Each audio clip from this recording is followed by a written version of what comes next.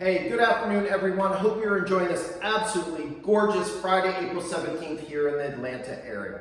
Listen, one of the biggest questions we've been getting lately is, how's the real estate market, right? Which is completely understandable considering the stock market has been all over the place, economic output is the lowest in our history, and people have probably seen posts and hearing chat about, hey, houses are still selling. So we wanted to help you understand what all that meant and provide you some context in this video, especially to our buyers and sellers that are trying to figure out how to navigate this market. So what we're gonna do is we're gonna break this video into two sections, okay? The first section is really January 1st through the end of March. And then the second piece is going to be the second week in March, which things got a little batshit crazy, pun intended there, till now, okay? And we're gonna compare that against 2019. So before we jump in, I want you to just be mindful of two things. First of all, I think most people realize that real estate's seasonal. Spring, the market goes up, peaks in summer, comes down in fall, bottoms out in winter, okay? So that's the first one. Real estate markets are seasonal. The second piece is to really understand how to predict real estate is the past, okay? And that is really through data. Now, we're entering unprecedented times, so nobody really knows where we're going in the future. So the best that we can do is look at the past, find a trend, and then see where we think the market is going, okay? And it's changing rapidly, faster than it ever has.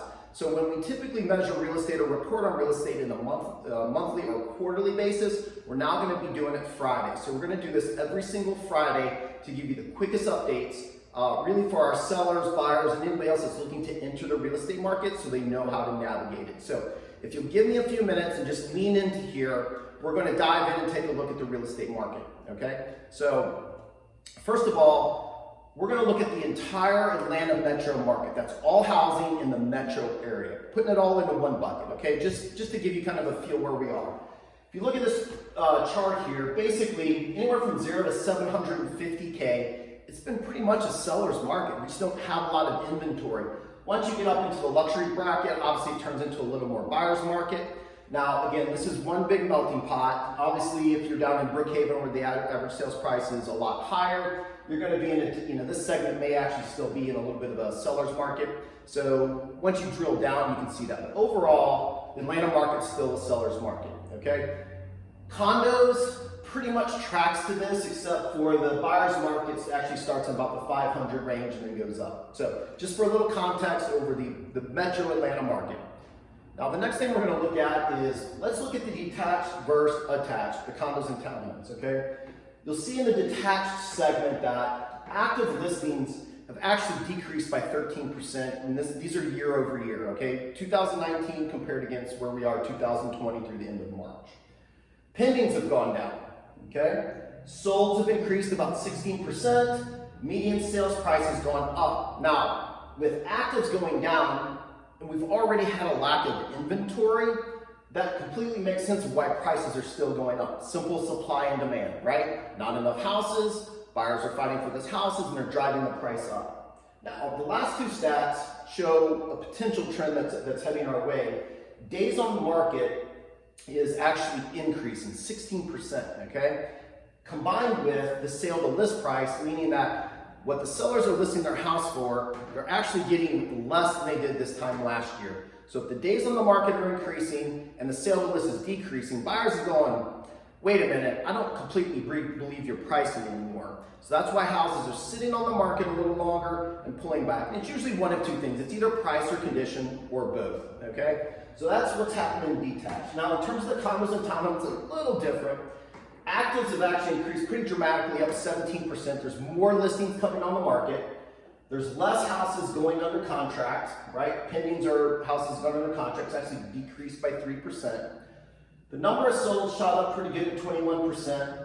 Median sales price also went up about 6%. Again, historically, we have low inventory in the condo townhome market, so that's been driving the price up. Now, this is a bigger indicator, and condo and townhomes are what I call a lifestyle living. Larger HOAs that cut your grass and manage a lot of utilities, et cetera, et cetera. This is the market that usually feels the pinch first when the housing market is going to start to slide, at least level off, right?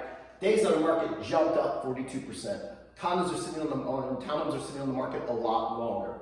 And then sale to list price didn't really move a lot, but obviously we're watching this trend. Okay, so that's a breakout of the Metro Atlanta market for all areas. Now, jumping into the COVID effect. Okay, what I'm determining the COVID effect is starting March 9th, which is that second week in March, when pretty much the schools were announced that it was the crazy Friday, April 13th week. That, not that I'm superstitious or anything, but that's the week they announced, hey, schools are going to be closed. We're talking about sheltering in. So that's when I think all the fear and panic set in, okay? And then we're going to take it through April 10th. Now, one thing I want you to understand as we go through these numbers, they're somewhat fluid, at least 2020, and here's why. There's a lag effect, okay? When people, agents, brokers, whoever reports the number and then the listing services actually have to upload them into the system, there is a little bit of a lag. Not everybody reports as quickly as they should. So there's going to be a little bit of lag. That's why we're running the numbers through April 10th. Okay, because we feel confident enough the numbers that have been reported are going to show us some trends. So let's dive in and take a look at that. So active listings. Now these would be brand new listings entering the market. In 2019, the blue is 2019 week by week. Okay, in 2019 there was almost 3,000 homes being listed per week, brand new listings per week. In 2020, we're down to about 2,466. That's a decrease of about 17%. Now, if you look at this, look at week 1 to week 5. You started to see that trend up. We're heading into spring market, right? Well, once COVID came in, that second week of March, what we're calling week 1, now you can start seeing the trend going down, okay? So that's active listings. The next thing we want to look at is withdrawn homes. Now, these are homes that the seller was like, hey, Mr. and Mrs. Agent, I want to take my house off the market, okay, for one reason or another. And if we look at 2019, we were averaging about 313 homes being taken off the market a week. Until 2020, we're at 322. It's an increase of 3%, but it's not dramatic, okay? So nothing too crazy here. We'll watch this over time to see if that has any impact or not. All right, so under contract, homes with brand new contracts. They listed, they got a contract on their house. So in 2019, we were averaging almost 2,100 contracts per week. In 2020, we're down to a little lower than 1,600, which is a decrease of 25% in active contracts, okay? And again, you can see maybe a little bit of a pop-up here in 19, but you definitely can see the down in 2020, okay? And this is a leading indicator, obviously, of closings in the future. So if contracts are down, closings are going to be down, which we'll see that in the next slide.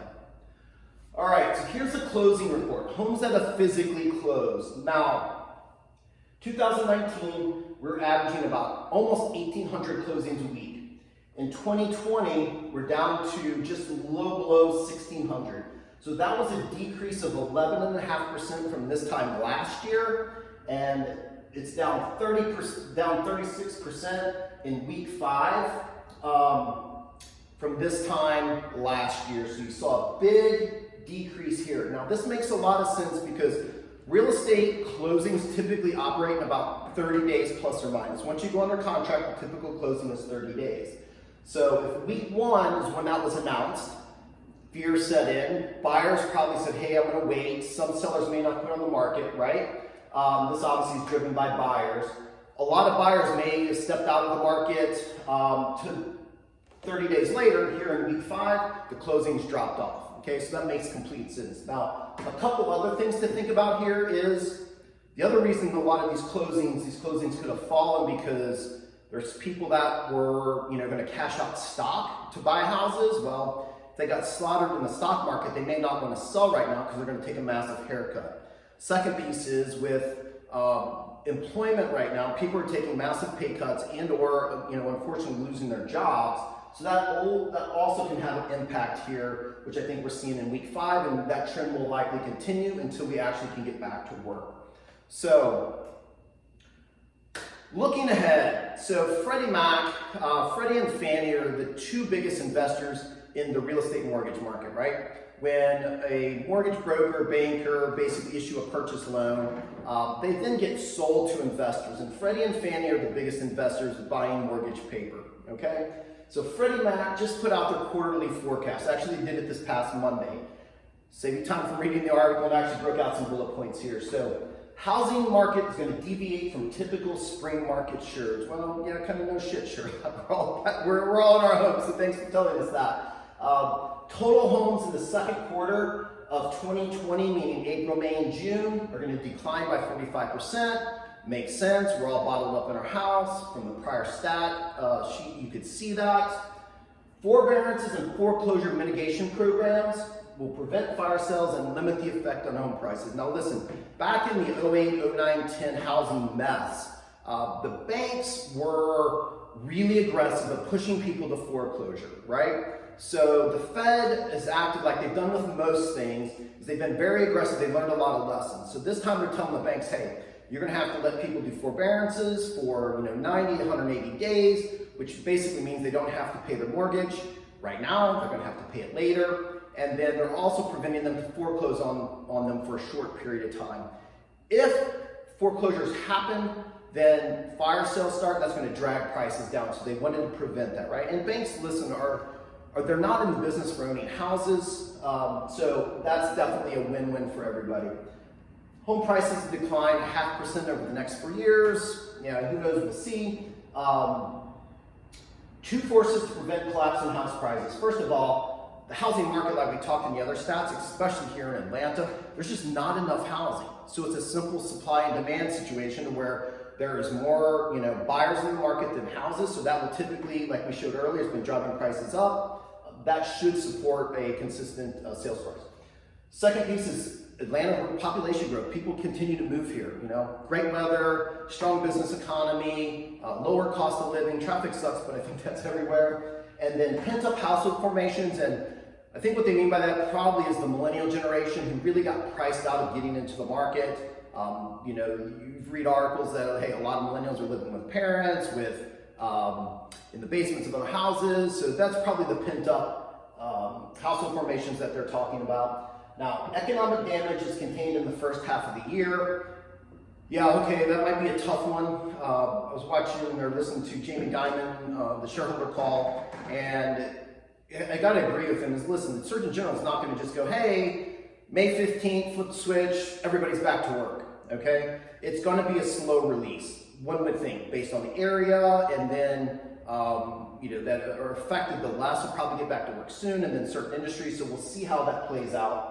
Recovery begins in the third quarter, however, it takes a full year before the economy gets back in the feet. Yeah, a lot of people are talking about this big bounce.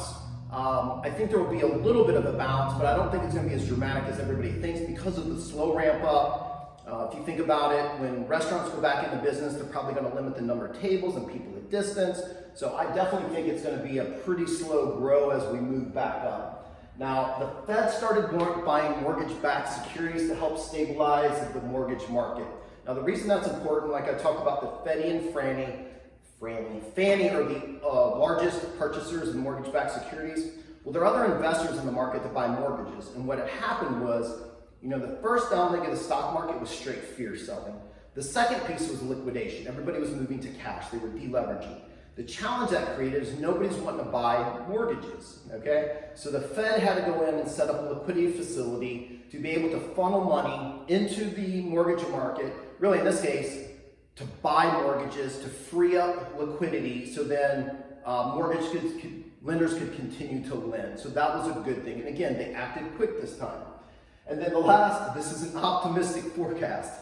Definitely optimistic, right? Listen, let's hope for the best, or plan for the worst and hope for the best here, with significant downside risk. And the significant downside risk is, the depth and the length of us being at home and not being able to get the economy moving again. So that's Freddie's thoughts on it.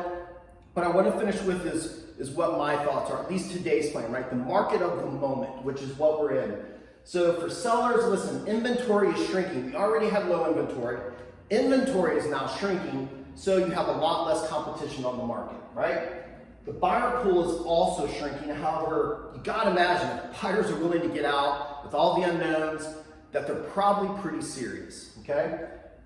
Now's the time to get your house prepped for sale. So you're at home, what else better to do? And I think a lot of people have been cleaning out their house, getting it ready. Listen, we also have contractors. We're renovating multiple homes right now. We're in getting homes ready, where we've told all the sellers that, that may want to wait until we get back to work before they list.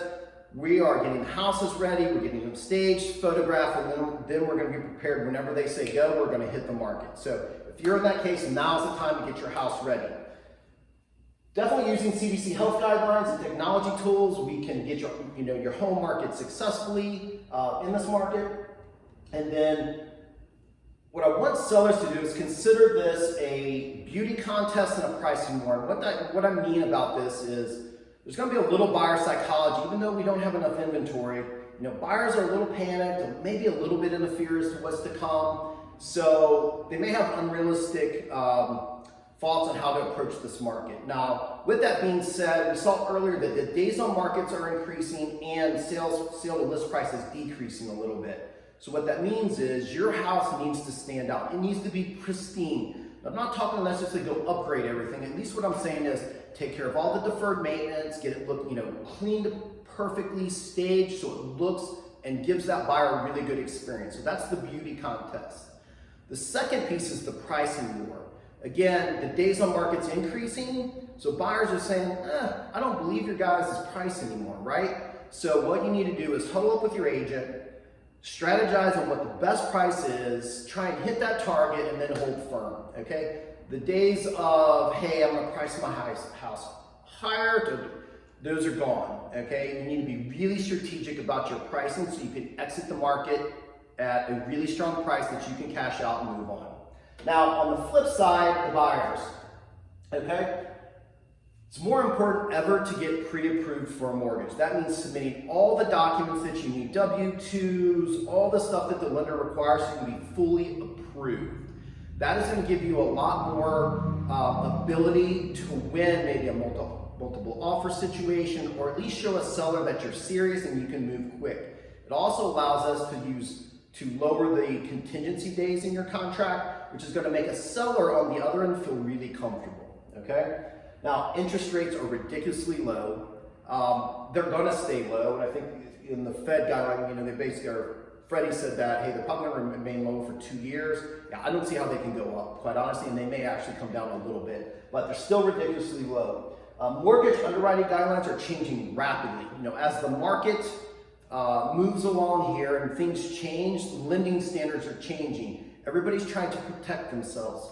The banks don't want to go and loan a mortgage and then 30 days later you're calling saying you can't pay your mortgage. So that's why they're tightening up the standards. So it's super important that you stay in contact with your mortgage person to make sure you understand what the current mortgage programs are, et cetera, okay? Now, if you're uncomfortable viewing a home in person, a lot of agents are using virtual tours, or we'll go do a FaceTime live or some sort of live video for you so we can walk you through the house while you're sitting on your couch, look in the closets. We can give you that feel as if you're already there, okay? So don't be afraid. If you are looking for real estate, we definitely can help you on that end. And then the last piece is, listen, the only way you can test a seller's motivation is putting an offer on the table. So if you're in the market and you're serious, and I would hope pretty much the buyers are out looking now are probably pretty serious, that's how you have to act. So to wrap this up, basically, listen, stay safe, stay sane, enjoy this time with your families. Just know that we're here to serve our community. I started this business in 2009, 2010 when the market was terrible. So we know about short sales, foreclosures, forbearances, the whole gamut. I've seen the mess of it. So if you guys need advice, anything along the way as it relates to real estate or anything else that we could possibly help you on, do not hesitate to call. So hope this video was helpful. We'll do it again next Friday. Have a great weekend. Thank you.